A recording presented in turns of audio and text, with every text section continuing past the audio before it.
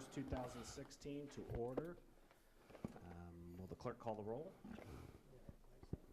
No, clerk call, flag salute first. My fault. I would ask everyone to join me in a flag salute in a moment of silence.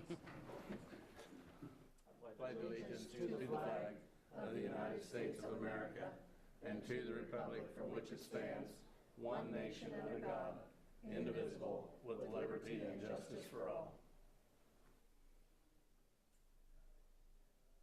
Thank you. Now it's time for the roll call. There we go. Commissioner Shadwick. Yep. Commissioner Guile. Here. Commissioner Price. Here. Commissioner Larson. Here. And Commissioner Smith. Here. Okay. Thank you. Move on next to the public forum where citizens may speak on county government, usually limited to 3 minutes. Is there anyone that would like to come forward today?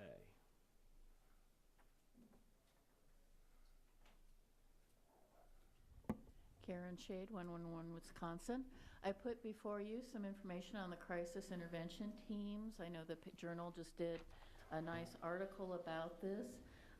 This is a partnership where officers have undergone, the police department has undergone a lot of training with mental health first aid or some additional 40-hour coursework to when they encounter someone who's in a behavioral crisis, to be able to offer some support.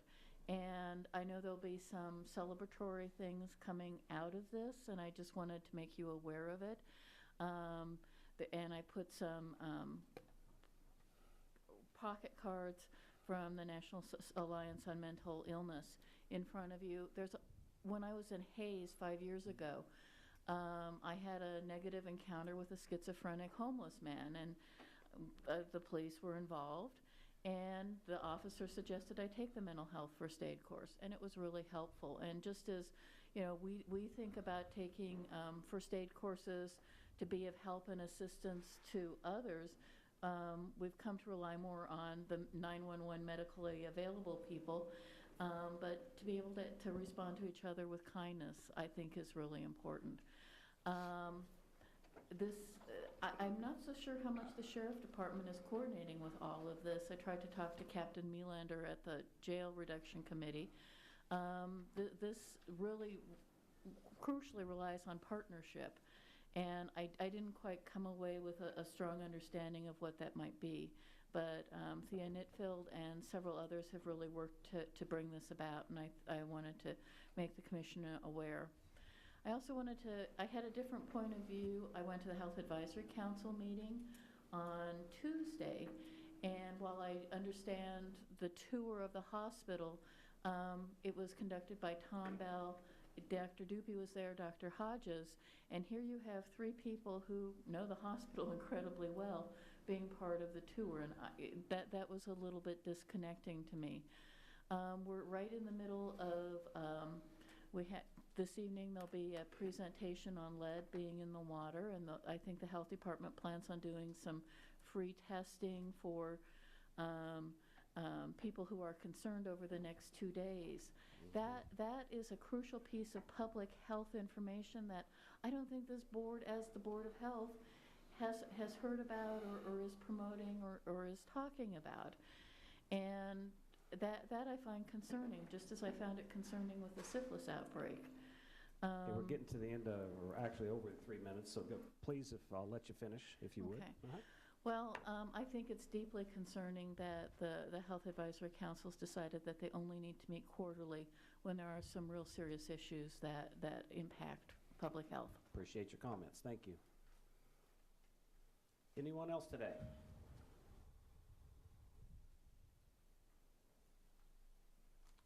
Ray Ruska, 235 North Santa Fe. Good morning, Commissioners. Morning. Hey, tonight there's a meeting at 6:30 over at the community theater. Now, I'm curious, are all the commissioners going to attend that because it is a public health issue? I do not know right now. I don't know what my plans are today with work, so. I have a board meeting liaison for county tonight. Can't be in two places. Was this on our agenda? When was this meeting called? There isn't a meeting, there is not a commission meeting. Is it It's not? like- It's not I a mean- commission meeting, No, I it's, know that, but when was it? I wasn't informed of it or anything, were you? It's been on the news. It's been on the news and in the paper. It's in the paper right there, I'm sure he's looking. yeah. I don't read the paper. Yeah. Yeah, you do. Or online. I'm just curious if it, who is going to attend that. This is really a serious issue about, water. And we're just getting over this deal with the Howitson Water District. And if, hopefully the chairman's going to make an announcement that may be resolved today. Okay. And I was wondering if Mr. Smith or Mr. Gow were going to attend, or even John Price. I don't have plans at this point. I just didn't read the paper full yet. Well, you've been informed now, 6:30 tonight. Thank you, Ray.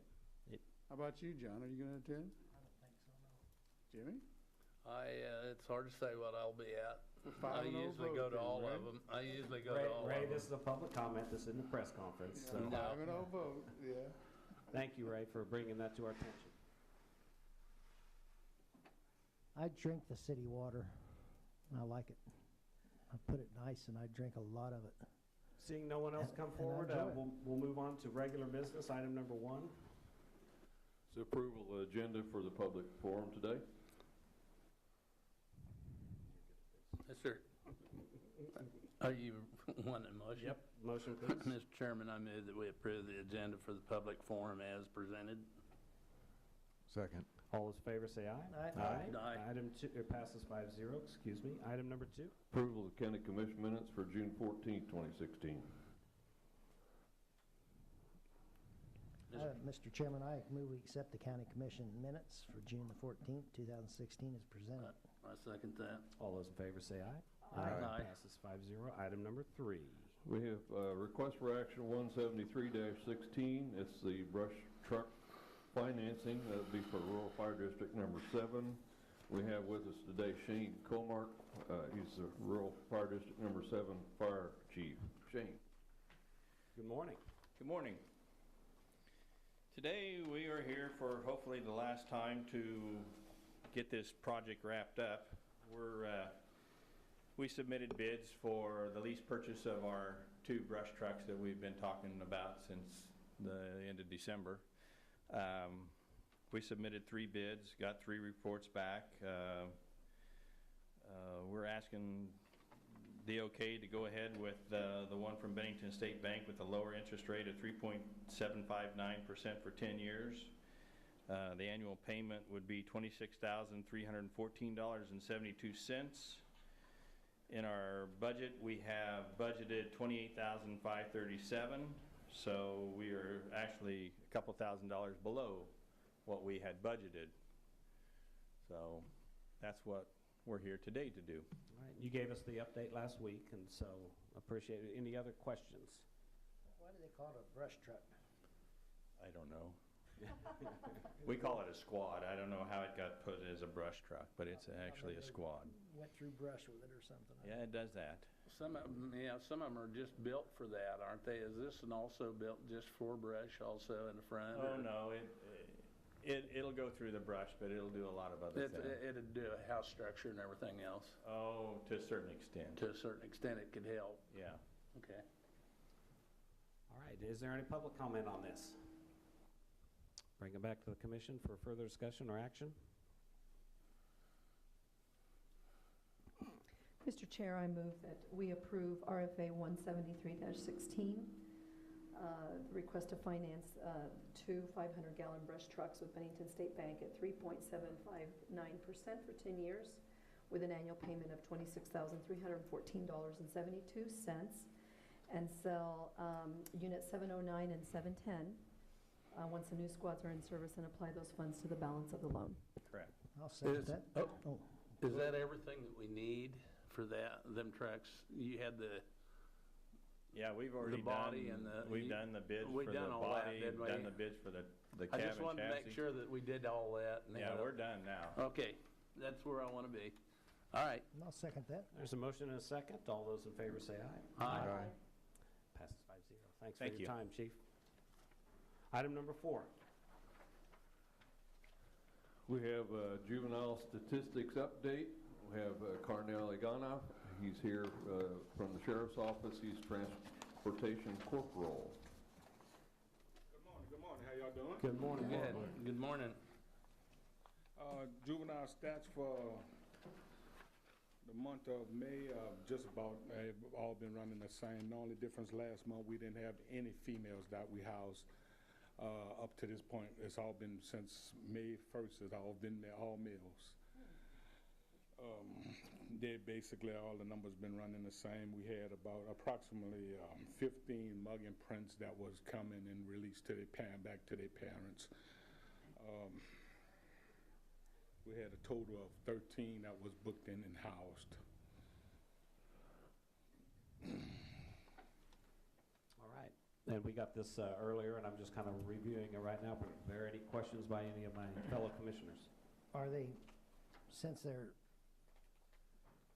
bringing in, booking them, and releasing them to their parents, you say, is there a little more of that going on now than there was? I think there is, or?